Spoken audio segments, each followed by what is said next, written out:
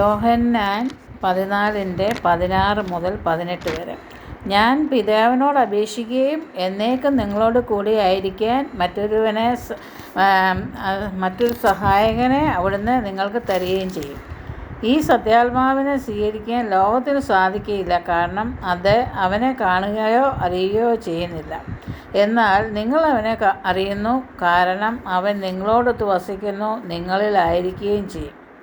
ഞാൻ നിങ്ങളെ അനാഥരായി വിടുകയില്ല. യേശു പറഞ്ഞത് യേശു അനാഥരായി വിടുകയില്ലെന്നാണ്. നമ്മളെ സഹായിക്കാനായിട്ട് യേശു ഒരാളെ നമ്മൾക്ക് തന്നിട്ടാണ് പിതാവിൻ്റെ അടുത്തേക്ക് പോയത്. ആ സത്യാത്മാവിനെ സ്വീകരിക്കാൻ നമ്മൾ തയ്യാറാകണം. പരിശുദ്ധാത്മാവ് ഒരുവനിൽ വന്നാൽ, അവൻ്റെ ഹൃദയത്തിൽ പരിശുദ്ധാത്മാവ് ഉണ്ടെങ്കിൽ അവൻ പിന്നെ പഴയ മനുഷ്യനായിരിക്കില്ല. അവനിൽ വലിയ മാറ്റങ്ങളുണ്ടാകും.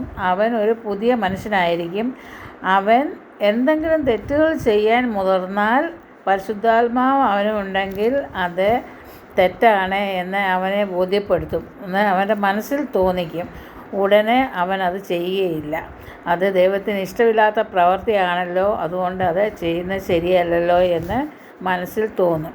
പരിശുദ്ധാത്മാവോടൊത്ത് നമ്മൾ വസിക്കുന്നു. പരിശുദ്ധാത്മാവ് നമ്മളിലായിരിക്കുന്നു.